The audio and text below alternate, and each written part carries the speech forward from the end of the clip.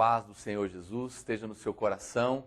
Em mais um dia que nós estamos aqui juntos para compartilhar a palavra de Deus a respeito desse assunto tão importante na nossa vida, autoridade e submissão. Na última aula nós começamos a tratar de um princípio muito importante, que é a arte, não é? De nós lidarmos com a situação, de nos submetermos sempre, mas nem sempre podemos obedecer. Principalmente quando uma ordem vem de confronto com a palavra de Deus, com o próprio Deus ou com a nossa consciência. E hoje nós queremos aprofundar nesse assunto com você e seguir adiante.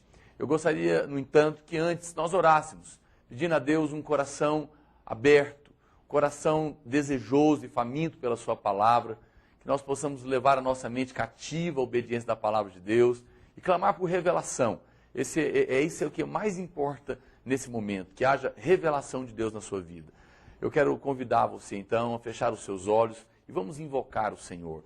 Pai, nós no nome de Jesus levamos a nossa mente cativa à obediência da Tua palavra e pedimos que o Senhor nos dê graça, que o Senhor nos dê sabedoria, ó Deus, e revelação, no pleno conhecimento da Tua verdade. Que todo engano, que todo sofisma caia por terra nesta hora, em nome de Jesus, que toda resistência e oposição do inimigo a esta ministração seja cancelada e que no nome de Jesus sejamos nós edificados para a glória do Teu nome, em nome de Jesus. Amém.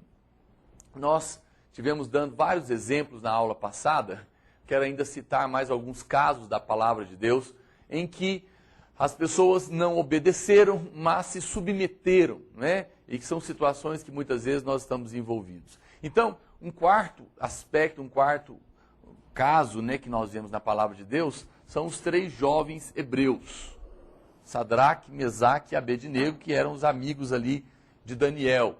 Eles não adoraram a imagem de ouro que o rei tinha feito. Eles não se sujeitaram ao decreto real de que não poderiam adorar outro Deus, senão somente aquela imagem. E juntamente com Daniel, eles haviam se decidido a viver para Deus. Estavam decididos a cumprirem com a palavra que eles tinham dado e empenhado diante do Senhor, de que não se dobrariam diante de outro Deus nenhum, independente do que aconteceria. E ali eles tiveram um problema, porque eles não obedeceram aquela ordem do rei, e por isso eles foram, no entanto, lançados ali naquela fornalha acesa, ou seja, se submeteram às consequências das suas decisões, não é? Então, eles desobedeceram, mas eles se submeteram. Então, o exemplo desses homens é um exemplo de verdadeiros homens de Deus, que independente da pressão, da situação que eles estão colocados, eles não obedeceram àquilo que feria a consciência deles, aquilo que feria a palavra de Deus, e aceitaram toda a situação, né, a punição que estava diante deles, se submetendo àquilo, e nós sabemos que foram livrados ali pelo Senhor. Ainda que nem sempre o Senhor pode livrar, nem sempre Ele queira livrar. Pode ser que alguns se tornem mártires, como muitos na história nós sabemos, mas o fato é que eles se submeteram ao Senhor. Quantas vezes nós, irmãos, não negociamos diante da pressão, ou cedemos diante de um bom argumento? No entanto, estes homens resolveram confiar nas mãos de Deus, e a Bíblia fala lá em Daniel capítulo 3 que eles foram honrados. Também um outro exemplo que nós encontramos na palavra de Deus são os apóstolos. Os próprios apóstolos também tiveram uma situação em que eles desobedeceram, né, as ordens, mas se submeteram à situação. Vamos ler na Bíblia esse versículo, acompanha aí no PowerPoint. Trouxeram-nos apresentando-os ao Sinédrio, e o sumo sacerdote interrogou-os dizendo: expressamente vos ordenamos que não ensinasseis nesse nome.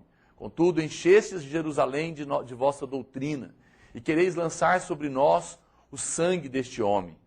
Então Pedro e os demais apóstolos afirmaram: antes importa obedecer a Deus do que aos homens. Atos capítulo 5, verso 27 até o 29. Então veja, a ordem das autoridades que foi dada aos apóstolos era para que eles não pregassem o evangelho de Jesus. E diante disso, os apóstolos responderam: importa obedecer a Deus, porque Deus havia mandado pregar o evangelho. E diante da proibição, os apóstolos não obedeceram. No entanto, eles se submeteram à prisão.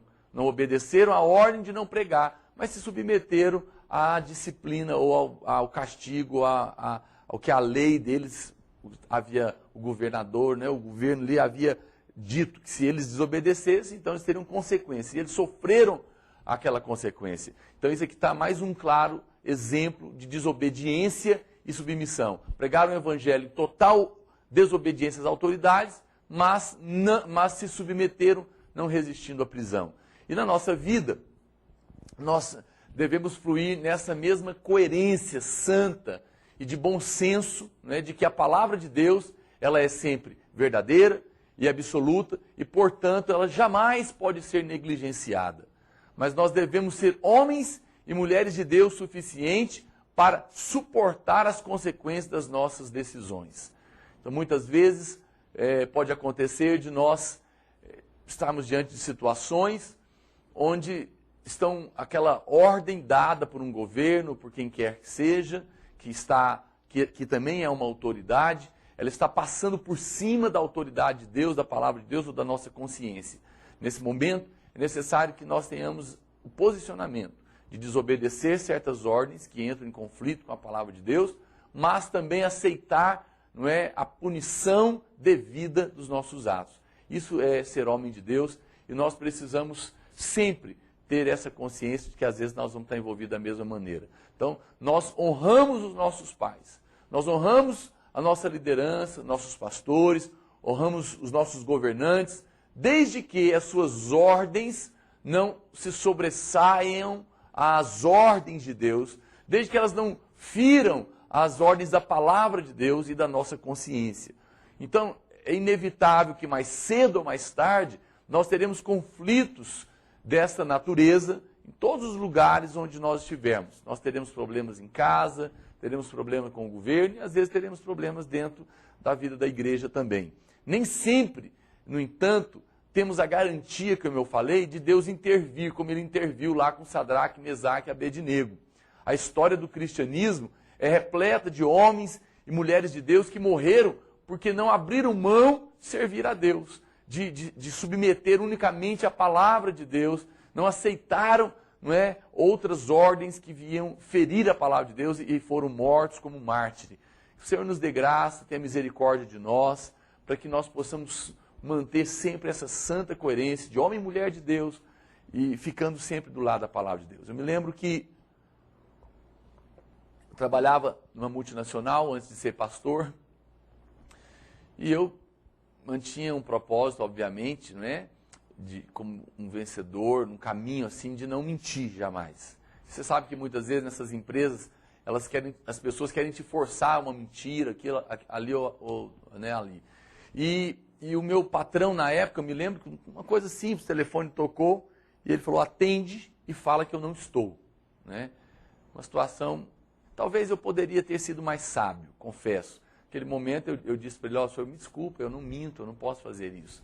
E ele ficou muito chateado e nervoso e tal. E talvez por um momento até eu tivesse entendimento que poderia perder o emprego por aquilo. Mas graças a Deus o Senhor me livrou naquela ocasião. Poderia não ter livrado, né? Mas eu talvez poderia ter sido um pouco mais sábio, atendido o telefone, apenas dito que ele não podia atender naquela hora porque era uma verdade. Nem sei para que ele estava mentindo, né? Não precisava.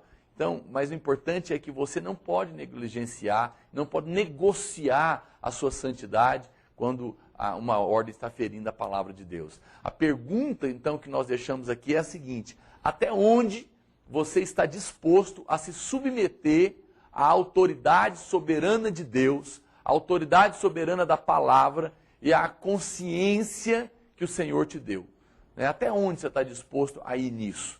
Ou você tem um preço? Ou você vai negociar essa verdade? Até onde você está disposto a confrontar as demais autoridades quando elas quiserem passar por cima de alguma dessas três autoridades superiores? O nosso trabalho só tem resultado quando ele é fruto de um espírito submisso, de um espírito que se sujeita ao Senhor, que se sujeita à sua palavra, porque é isso que produz a autoridade genuína, que faz com que o mundo espiritual aceite, respeite e responda de forma positiva, né, ao clamor que se faz nas nossas orações.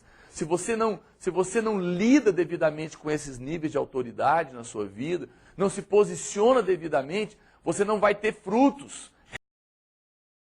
Porque a autoridade do Senhor, ela só pode ser confirmada através daqueles que de fato estão mantendo a sua posição. Ou seja, o nível da nossa autoridade está totalmente ligado ao nível da nossa submissão. Vamos dizer isso junto? Repete comigo no 3. 1, 2, 3. Vamos lá. O nível da nossa autoridade está totalmente ligado ao nível da nossa submissão.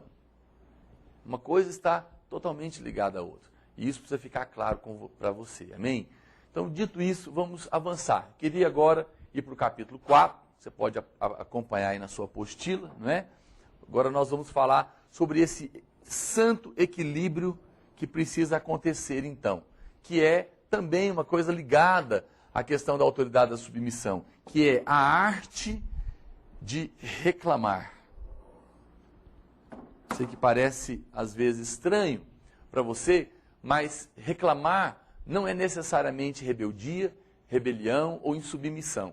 No entanto, existe uma arte de reclamar que nós queremos ver. Criou-se no meio evangélico, né, a ideia de que perguntar para o pastor, dar uma sugestão, uma opinião, ou até mesmo reclamar de alguma coisa, fazer um questionamento, automaticamente seria uma rebeldia. Mas isso é um erro terrível, que expõe o grande desequilíbrio na autoridade que acontece muitas vezes dentro de casa, ou na vida da igreja, ou onde quer que nós estejamos. A ideia de que ninguém pode perguntar nada, ninguém pode questionar, ninguém pode confrontar, porque está discordando, então é rebelde. Isso não é verdade. Isso não é a vontade de Deus. Isso precisa ser visto com clareza e precisa ser equilibrado no nosso meio. Nós precisamos não apenas aprender a fazer a coisa certa, mas, sobretudo, fazer a coisa certa quando estivermos exercendo autoridade. Não é? Quando nós estivermos na função de autoridade, nós também precisamos aprender a lidar com essas coisas da maneira correta. Nós precisamos entender que isso não necessariamente implica em rebeldia por parte dessa pessoa. Então eu me lembro que no começo da videira, nós estávamos decidindo algumas coisas, éramos poucos irmãos, talvez uns 50, e o pastor Luiz então queria começar, a gente estava ainda procurando um prédio para alugar, nós estávamos reunidos na garagem da minha casa, e então o pastor Luiz sugeriu que nós viéssemos para um certo bairro aqui de Goiânia, onde nós começamos, que era ali no Jardim América. E aí de repente um irmão, ele era até novo no nosso meio, e ele se levantou e falou: pastor, eu não concordo não, eu acho que o outro bairro assim é melhor por causa disso, disso, disso.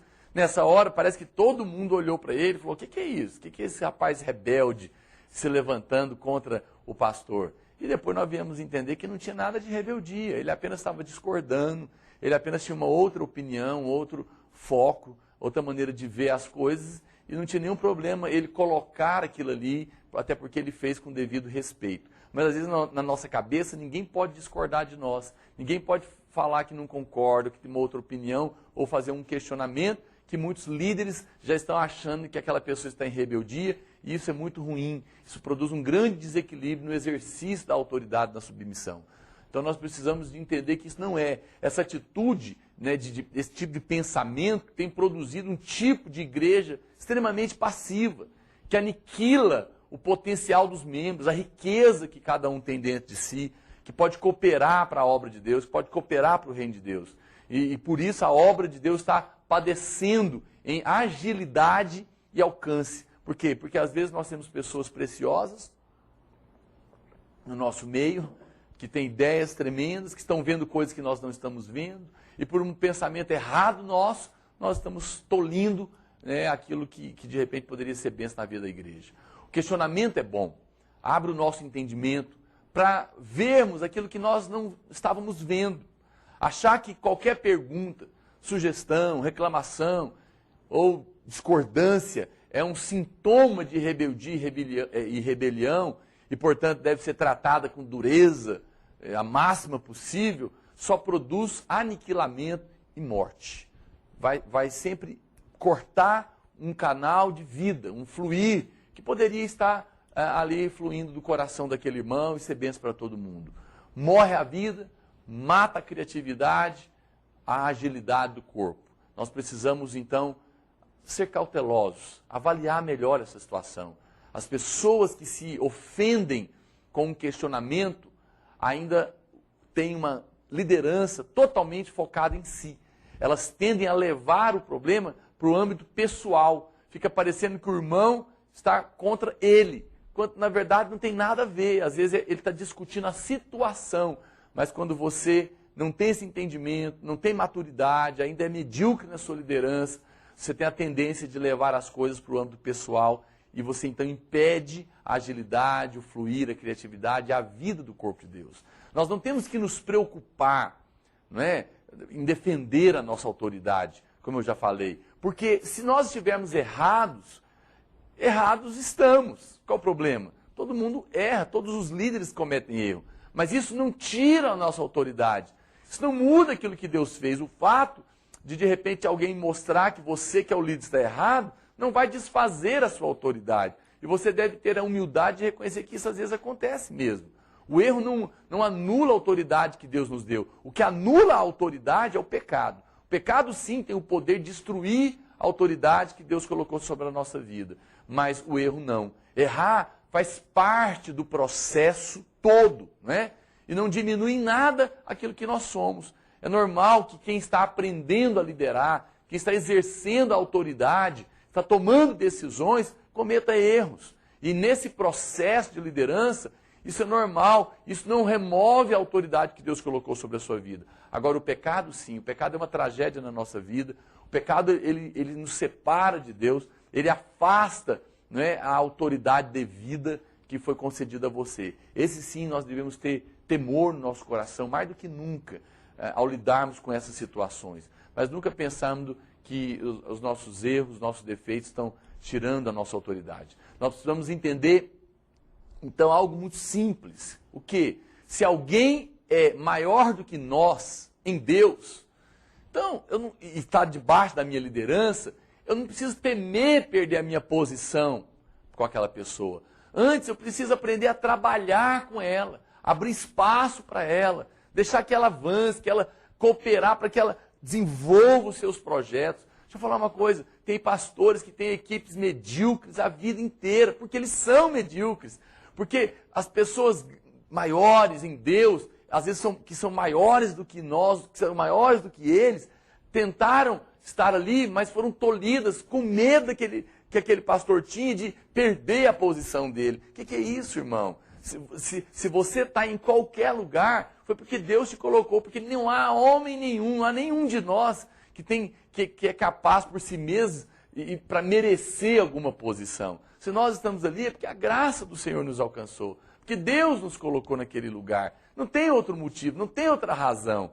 E é isso que nós precisamos entender. Então eu também não preciso me defender disso. Agora, se chegar alguém na minha equipe que é maior do que eu devo ser sábio para abrir espaço para essa pessoa. E se for necessário, se Deus mandar, até mesmo transferir para ele o lugar que eu estou. Ora, se ele é melhor do que eu, se ele é maior do que eu, por que não? Nós, às vezes, ficamos pensando que o reino de Deus é uma questão de posição. Você está enganado, irmão. O reino de Deus é uma questão daquele que serve, daquele que tem esse bom senso, não é? Mas, geralmente, não é necessário. Basta abrir o espaço devido, sabedoria, sem temor, e você vai ver que a obra de Deus vai ganhar com isso. Quando nós encaramos tudo como ameaça, então você começa a impedir os irmãos de fluírem naquilo que eles têm em Deus. Contudo, o próprio, como nós estamos conversando, e o próprio capítulo, né, que nós estamos estudando agora sugere, reclamar, expor um descontentamento ou discordar de uma direção é uma arte. E nós precisamos aprender alguns pontos para podermos dominar essa arte. E é isso que eu quero ver com você agora. Então, a primeira coisa que você tem que aprender na arte de reclamar da maneira correta. Cuidado com as palavras. Cuidado com as palavras. Isso é a primeira coisa que nós precisamos aprender quando nós formos lidar com isso. nós devemos ter o cuidado de não usar palavras injuriosas. A primeira coisa que devemos aprender quando formos reclamar de algo é usar corretamente as palavras. Isso é fundamental. A maneira, as palavras que você vai usar, elas são chave em qualquer conversa, seja com o seu marido, com a sua mulher, com seus filhos, com o seu patrão, com o seu pastor, com o seu líder. Elas vão determinar, em grande parte, como a conversa vai prosseguir. Uma palavra em si mesma, ela pode representar muita coisa, mas quando ela é associada a uma motivação errada no coração, um tom de voz exasperado, isso certamente ampliará os seus significados e vão criar problemas que poderiam ter sido evitados. Me lembro uma vez que eu atendi um rapaz desesperado. Ele estava noivo com uma moça, iria se casar, apaixonado por ela, e ela não quis mais.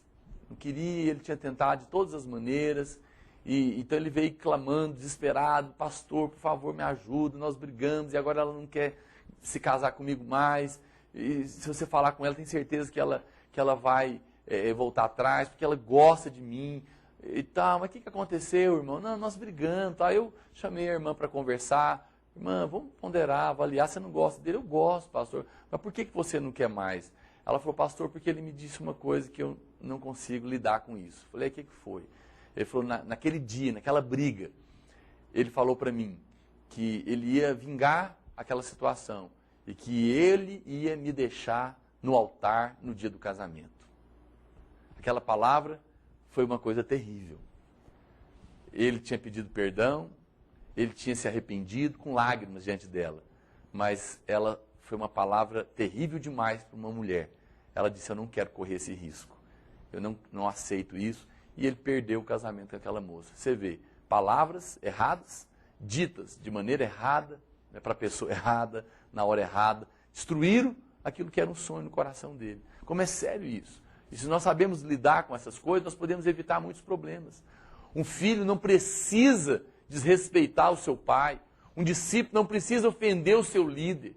Nós devemos vigiar a maneira como nós falamos. Olha o que diz aqui Provérbios 15:1, não é? Provérbios 15:1. A Bíblia diz: a palavra dura suscita a ira, mas a palavra branda, né, doce, abranda o furor.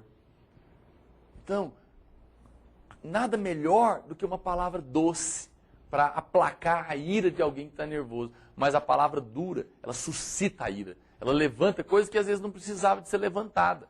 Quando nós agimos desrespeitosamente, desconsideramos a autoridade e, consequentemente, ofendemos quem a estabeleceu naquele lugar, que é Deus. Não é? Nós precisamos aprender a ser sábios, precisamos aprender a usar as palavras. De outra sorte, incorremos em pecado, porque agredimos, ferimos a autoridade que foi colocada sobre nós. Se as palavras são devidas, então não há problema algum em reclamar.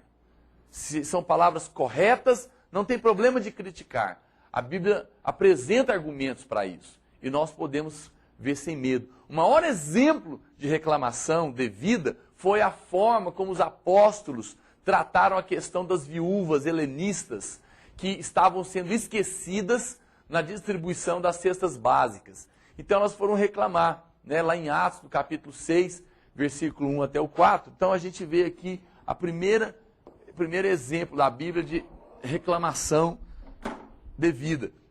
Havia uma situação de murmuração e de reclamação. Elas foram lá reclamar com os apóstolos, que estavam sendo esquecidas na distribuição das cestas. Os apóstolos avaliaram a reclamação, perceberam que estava correto, que procedia, elas não fizeram de uma maneira indevida, e a reclamação procedia, e eles corrigiram aquela situação, sem problema. Isso é algo que nós devemos aprender, pois pode ser que, de fato, estejamos diante de um problema que precisa de uma intervenção sábia, não é? E que aquela reclamação é justa, procede, é verdadeira. Então, eu vou dar aqui um outro exemplo. Um pastor, um obreiro da igreja, convoca ali para uma reunião os seus discípulos, toda quarta-feira, reunião de discipulado. Isso aqui já aconteceu muitas vezes na igreja. E um dos pais procura então o pastor, daquele obreiro, e reclama que está faltando bom senso, porque por parte do pastor ou do obreiro, porque a filha dele, que participa daquele discipulado, tem apenas 17 anos, estuda no outro dia de manhã e tem que ir embora para casa toda quarta, 1h da madrugada. Não tem cabimento um negócio desse, além de ser perigoso, está atrapalhando no outro dia. Quer dizer, eu pergunto para você, esse pai está sendo rebelde em falar, em reclamar da reunião daquele outro pastor? Não. Não está sendo, ele tem razão, na verdade. O problema está com quem está fazendo uma reunião desequilibrada dessa. Está faltando bom senso. Isso não é radicalismo, coisa nenhuma. Isso é falta de bom senso. Então não há problema nisso, não é? Ele está indignado. Aquele pai pode até mesmo estar indignado e deve, não é? E agora, quem está errado é quem está fazendo a coisa da maneira errada. Agora, ele deve fazer isso da maneira correta, sem agredir com palavras. A indignação desse pai é procedente, e quem precisa ser corrigido é quem está errando. Nós precisamos aprender a ouvir as reclamações. Às vezes nós somos muito rápidos para julgar aqueles que estão reclamando, mas nós precisamos aprender a ouvir da maneira correta. Elas são, na verdade, excelentes oportunidades para tratarmos com algo que de fato precisa ser resolvido.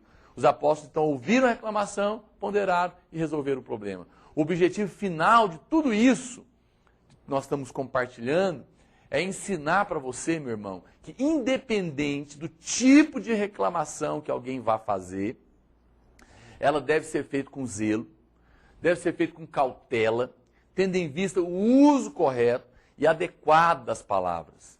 Como é bom lidar com pessoas sábias, que sabem se aproximar, que sabem conversar, sabem perceber a hora. Eu tenho aprendido isso com o tempo. Eu sei a hora que às vezes o meu líder não está bem, está chateado com alguma situação. Para que eu vou tentar levar mais uma reclamação? Tem que ter a percepção. E a hora que eu vou conversar, qual o problema de ser respeitoso, de pedir avaliação, ter um coração correto? Assim também filhos sábios conseguem muito mais coisas com seus pais, quando aprendem a lidar da maneira correta, com o coração certo, com as palavras certas. Eu quero que você tenha isso no seu coração. Avalie isso. Não tem problema você reclamar. Não tem problema você discordar, questionar ou até criticar. Mas saiba fazer isso da maneira correta. Ore, peça ao Espírito Santo que te ajude. Avalie as palavras que você tem usado, né? Para ver se são de fato palavras sábias da parte de Deus. Mas uma coisa precisa ser dita aqui em relação a isso. Importante isso. Se alguém reclamar, no entanto, de forma indevida, como que eu faço, pastor? Então ele reclamou, falou palavra errada, e eu sou o líder. Como que eu devo agir? Calma, você não deve se exaltar, porque senão você vai ficar no mesmo nível que ele. E deve usar aquela situação para, em amor, ensinar aquele irmão como deve ser feito. É assim que nós devemos fazer. Segundo, cuidado com conversas atravessadas. Então, primeiro, cuidado com as palavras, tá certo? Segundo, cuidado com conversas atravessadas que chegam até você. Nós devemos abandonar essa postura de chegar diante do pastor ou de quem quer que seja, ou até mesmo de um irmão, e espalhar boatos com base no que os outros falaram. É o famoso estão dizendo, né? Então, quando alguém vem até você com aquele tipo de conversa, olha, estão dizendo que o pastor fulano está fazendo isso de errado. A primeira coisa que nós devemos fazer é questionar quem está representando esses estão. Quem estão dizendo? Qual que é o nome? Eu sempre brinco, quero nome, endereço, CPF. Se você vem me falar algo que estão falando, estão dizendo, que ouviu dizer, e não tem nome, não tem fonte, não tem endereço, não tem telefone, é fofoca. Se não procede, você não deveria levar para frente. Porque é conversa fiada, é o inimigo espalhando contenda entre os irmãos, e você está cooperando com isso. E a Bíblia fala que 6 coisas o Senhor aborrece, mas a 7ª ele abomina. Qual? Aquele que semeia contenda entre os irmãos. Todas as vezes que você lança, né, informações, problemas, reclamações sem fontes reais, você está cooperando com o inimigo. Se alguém quer reclamar de alguma coisa ou de alguém, além de lhe ser exigido que saiba falar da maneira correta, com as palavras devidas, é exigido também que ele exponha tudo com clareza, sobretudo em um caso como esse que usa-se o nome de terceiros. Então tem que assumir. Nós devemos sempre redobrar o cuidado com reclamações que não têm nome, que não têm telefone, que não têm endereço. Devemos ser firmes com essa situação. É muito comum, nesses casos, escutarmos palavras do tipo, não, todo mundo está falando, todo mundo está dizendo, sempre foi assim, tudo igual. Essas expressões, quando elas são checadas de fato, normalmente elas não se sustentam, não é? E é muito importante que nós lidemos com essa situação de uma maneira séria, severa e devida, não é? Então, eu costumo, às vezes eu fico impressionado, tem irmãos que parece que eles dão notícia de tudo que acontece. Por quê? Porque se alguém o tempo inteiro fica te contando fofocas de coisas que acontecem, é porque acharam pouso em você, meu irmão. Por que não vem falar para mim? Por quê? Porque toda vez que vier falar qualquer coisa, vai ter que dizer quem disse, e eu vou chamar essa pessoa, vai ter que falar o telefone, eu vou ter que confrontar aquela posição, porque eu não vou aceitar conversa fiada, falada ao vento. Então, normalmente, como as pessoas passam a saber que a gente trabalha dessa maneira, que nós somos assim, então elas não vêm mais, e a fofoca é dissipada. E é assim que você tem que agir. Não aceite outro tipo de conversa. Agora, um outro ponto ainda deve ser colocado aqui. A reclamação deve ser feita somente a quem pode ajudar, a quem pode resolver a situação. Reclamar com quem não resolve é apenas fofoca. Não vai mudar a situação, vai só esparramar. O que adianta você ir lá falar para um irmão que não pode resolver o problema, que não tem autoridade para lidar com aquilo? Olha, eu não quero falar mal, mas sabe o que é? Eu vou contar só para você, por favor, não vai esparramar. Mas você já está esparramando. Não converse problemas, principalmente dos outros e nem seus, com quem não pode resolver. Isso é fofoca, meu irmão. Converse problemas com nome, endereço, telefone, com pessoas que podem resolver, com a liderança. Isso não é fofoca, isso é amar a igreja, isso é amar a obra de Deus, isso é amar os irmãos. Não é para queimar ninguém, como para usar a expressão que se fala por aí, não é para destruir ninguém, para puxar tapete de ninguém, mas é para, com zelo e amor, tratar as situações que estão afetando o reino de Deus. Isso é muito importante. Então, cuidado com situações erradas e com palavras erradas. Terceiro, cuidado com a atitude errada. Isso é uma outra coisa que precisa acontecer. Nós precisamos ter bastante cuidado com a atitude. É apenas um acréscimo de tudo que já foi exposto até agora. O que é uma atitude errada?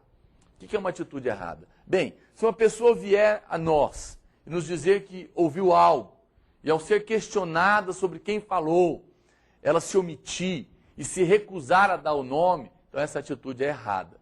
Esse tipo de coisa deve ser extirpado de uma vez por todas na vida da igreja. Sempre que alguém vem falar alguma coisa, pastor, aconteceu uma coisa muito séria, e eu preciso te contar, mas por favor, o senhor não pode falar com ninguém. Não, então você não me conte, porque o que adianta você me contar uma coisa que eu não posso agir? Você está preocupado com a sua reputação, o que vão dizer de mim, vão ficar chateados comigo.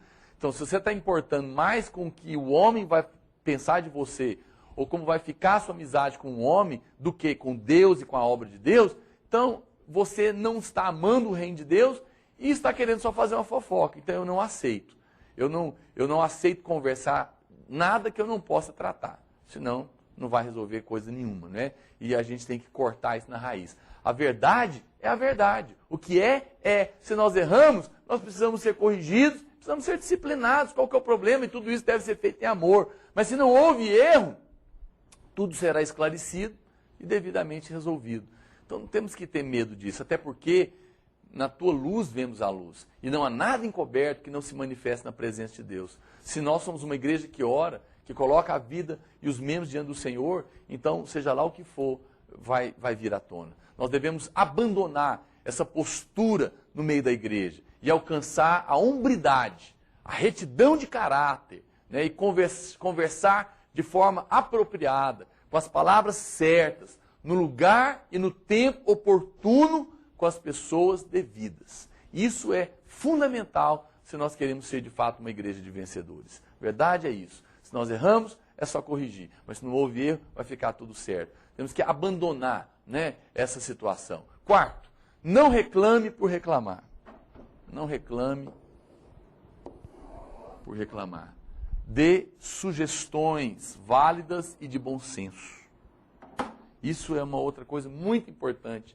Não reclame por reclamar. Dê sugestões válidas e de bom senso. É horrível escutar alguém que sabe apontar todas as falhas possíveis, mas não tem uma sugestão sequer a dar que contribua para a melhoria e o avanço em relação ao problema. Tem gente que é mestre em reclamar, mas ele não tem nada para sugerir diante daquilo que ele está reclamando. Existe uma lógica que nos leva a pensar o seguinte: bom, se eu sou capaz de enxergar um erro em alguma situação, é porque eu tenho um parâmetro de comparação que me permite dizer que isso é certo e isso é errado. Tá certo? Então, com base em que eu estou falando que está errado? Tem um parâmetro. Eu sei, então, o que é certo. Então, se eu estou reclamando que está errado, é porque eu julgo saber o que está certo. Então, ao reclamar, eu já deveria oferecer a resposta, a saída, como resolver a situação. Então, se tenho isso, portanto, eu deveria então ser capaz de não apenas, volto a dizer, afirmar o erro, mas também apresentar a solução. A primeira coisa que isso diz é que a pessoa que nos procurou com a sua reclamação, ela está honestamente querendo nos ajudar. Ela não está simplesmente discordando. Ora, se alguém me procura para fazer uma reclamação, mas tem uma solução, então está claro que o que essa pessoa quer não é simplesmente fazer uma crítica. Ela quer de fato ajudar. Então, eu devo lidar com isso da maneira sábia, com graça e, na verdade, até agradecer. Primeira coisa é isso. Sejamos, portanto, maduros, irmãos, para reclamar e maduros para receber a reclamação. Não saiba fazer a reclamação, ofereça já a solução e quando vierem trazer reclamação para você também, fique em paz, abra o seu coração e receba, porque vai ser bênção. Dessa maneira, nós estaremos em condição de exercer autoridade com equilíbrio, não é? Com equilíbrio. Agradaremos a Deus e com certeza nós vamos acumular crédito na nossa liderança, fazendo com que a obra de Deus avance cada dia mais, sem mais problemas. Agora, então, isso você já viu, você viu quanto isso é precioso, quanto isso é importante. Eu quero que você agora identifique comigo quais são os sinais de uma pessoa submissa. Pastor, como que eu sei que eu sou uma pessoa submissa? Ou como que eu sei que os meus discípulos são submissos? Existem sinais que nos mostram isso, de uma pessoa submissa. Como que nós sabemos se uma pessoa é alguém que se submete à autoridade? Como posso saber se as pessoas que eu tenho chamado para andar comigo são submissas? Isso é fundamental para que você possa levantar um líder. Se você não sabe discernir isso, você não pode levantar devidamente pessoas na posição de liderança. Nós precisamos ver o coração das pessoas. Uma das primeiras condições para ser um líder no nosso meio é ter um coração submisso, tratável, correto. Isso é fundamental. Mas não há como avaliar se alguém tem um coração correto se nós mesmos não temos, porque eu não tenho parâmetro. Se o meu coração é errado, como que eu vou avaliar o do outro? É o que Jesus falou. Tira primeiro a trave do seu olho para depois querer lidar com o cisco do olho do irmão. Então não adianta nada. Se o meu coração é errado, eu jamais vou ter condição, jamais vou ter parâmetro de avaliar o coração do irmão. Por isso vamos mostrar alguns sinais, né, aqui para identificar esse coração. Primeiro sinal de quem é submisso. O primeiro sinal de quem é submisso é que ele procura a autoridade aonde quer que vá. Aonde quer que vá. Essa pessoa, não importa o lugar onde nós chegamos, se temos um coração submisso, nós procuramos saber quem é a autoridade daquele lugar. Não chegamos dando ordens, não fazemos o que bem entendemos e não saímos criticando. Primeira coisa, quando você chega num trabalho novo, chega na escola, chega ali na reunião da igreja, ou em qualquer lugar que você esteja, você procura identificar quem é o líder, quem tem autoridade, ou você já chega querendo assumir esse lugar, dando palpite de tudo quanto é coisa, e não quer nem saber. Isso é um sinal, o primeiro sinal de quem tem um coração submisso. Coração submisso, antes de qualquer coisa, procura sempre saber quem é a autoridade colocada naquele lugar. Essa deve ser uma atitude natural de quem tem um coração assim, um coração submisso. Quem tem revelação da importância da autoridade, não vive solta, não é uma pessoa que vive sem restrição. Antes, ela vai buscar se submeter de coração e não por obrigação, porque ela entende que esse é um caminho de bênção, esse é um princípio de bênção colocado na palavra de Deus. Quem é submisso, ele não se submete por obrigação, mas ele se submete com alegria, porque ele sabe que aquilo é bênção de Deus e proteção de Deus na vida dele. A verdadeira submissão, ela obrigatoriamente vai envolver o coração. Não adianta você, às vezes, obedecer por fora, mas o seu coração está rebelde por dentro. Jesus contou uma história sobre isso. Ele contou uma história de um pai e 2 filhos. Ele disse que um pai falou para o primeiro filho: vai, meu filho, e faz isso e isso para mim. E o filho, dizendo que ia, né, no entanto, não foi. Chegou para o segundo e falou a mesma coisa: meu filho, eu quero que você faça isso e isso para mim. Aquele filho disse que não ia fazer, ficou chateado no primeiro momento e tal, mas depois, arrependido, compreendendo a situação, de coração submisso e alegre, foi e fez. Qual dos dois agradou mais o coração do pai, ou de fato se submeteu? O segundo, aquele que, apesar de ter reclamado no primeiro momento, depois se arrependendo, tendo um coração correto, foi e obedeceu aquilo que o pai tinha para ele, não é? No casamento, às vezes nós encontramos situações também semelhantes. Às vezes o marido diz à esposa que, depois de muito refletir, decidiu não fazer mais aquela viagem que estava programada. Talvez naquele momento a esposa ficou chateada, falou alguma coisa, resmungou, murmurou, mas depois, orando diante do Senhor, o Senhor ministrando ao coração dela, ela resolveu se submeter com alegria ao marido e lançou fora aquela autopiedade, aquela milindre. Então, é isso que é importante. Pode ser que num primeiro momento nosso coração se levante, se exalte, mas se há um coração submisso, a gente vai quebrantar, nós vamos nos submeter e tudo vai ficar bem. Segundo sinal de alguém que tem um coração submisso: uma vez que alguém conhece a autoridade, ele se tornará mais brando e mais dependente. Uma vez que alguém conhece a autoridade, ele se tornará mais brando e dependente. E por quê? Porque isso acontece porque ele se torna temeroso de cometer erros. Isso é o segundo sinal de quem tem um coração submisso. Ao conhecer a autoridade, ele se torna uma pessoa mais branda, mais dependente, porque ele sabe que isso é coisa séria. Na medida em que conquistamos a revelação do que é autoridade, nós vamos sendo transformados, nos tornamos mais mansos, nos tornamos pessoas mais brandas, mais cautelosas, ao nos dirigirmos a uma autoridade. Por quê? Porque nós descobrimos a seriedade que é se levantar contra a autoridade. Então a gente passa a lidar com aquilo com mais temor. Sabe, isso é como alguém que nunca foi queimado no fogo. Ele não tem medo, porque ele não sabe a seriedade.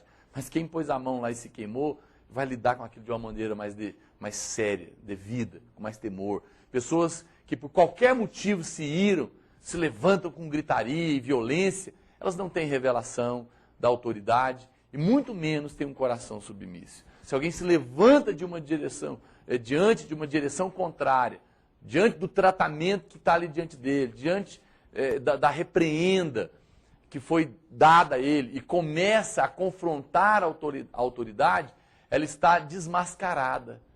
E há claramente uma insubmissão no seu coração.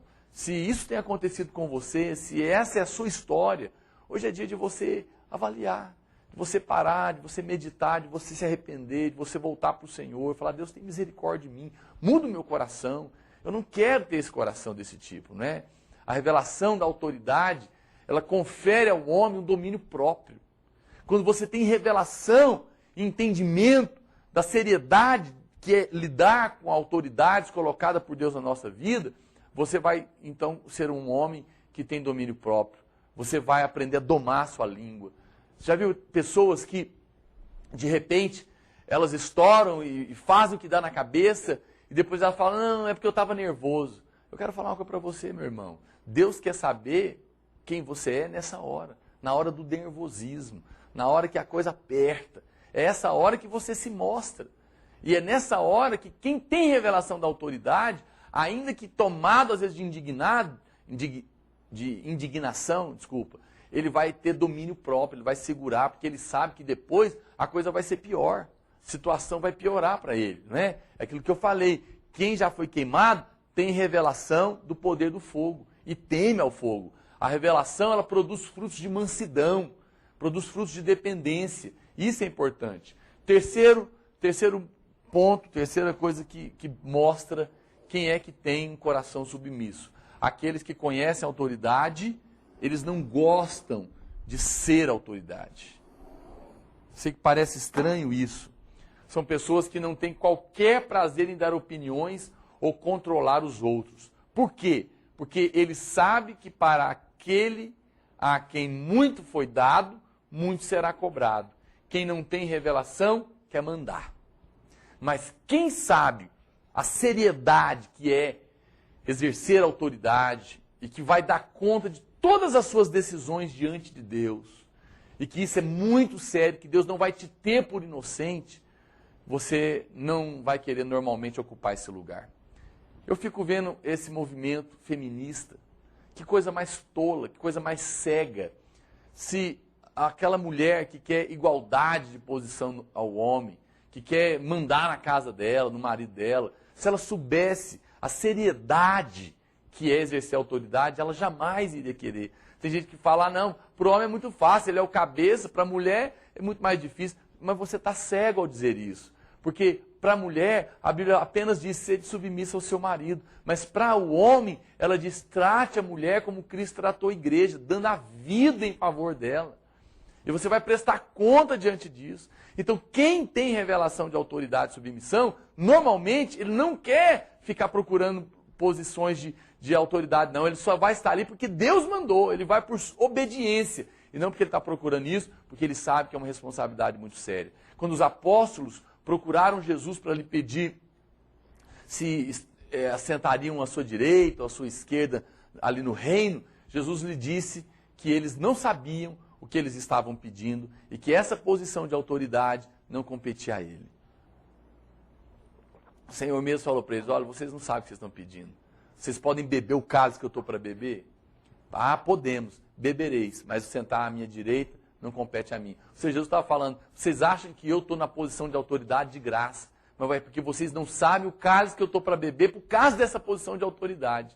Se vocês soubessem, vocês não iam querer. Eu sempre brinco, tem gente que quer pregar, né, na reunião de domingo na igreja, na reunião da igreja, quer subir ali no púlpito, ele acha bonito, ver o pastor pregando, que coisa legal, jóia. Ah, eu queria pregar lá. Mas você sabe, você está disposto a subir ali e aguentar o raio do mundo espiritual que cai naquele lugar? As pressões do mundo espiritual para checar a sua realidade daquilo que você pregou? Você está disposto a enfrentar? Você não sabe. Você está querendo aquele lugar porque você não sabe quanto custa estar lá.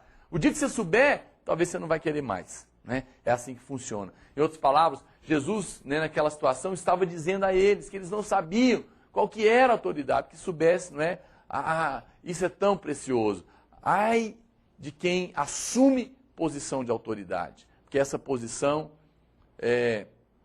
se ela for abusada, as consequências serão terrivelmente pesadas. Por isso, a mulher é tola quando ela quer tomar o lugar do marido.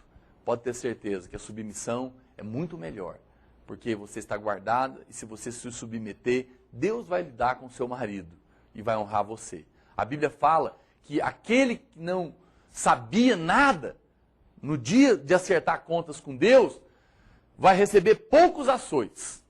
Mas aquele que sabia o que tinha que ser feito, que estava na posição de autoridade e não fez, receberá muitos açoites. Por quê? Porque a autoridade está sobre a vida dele. Que nesses dias haja temor no seu coração e que a graça de Deus te ajude. No nome de Jesus.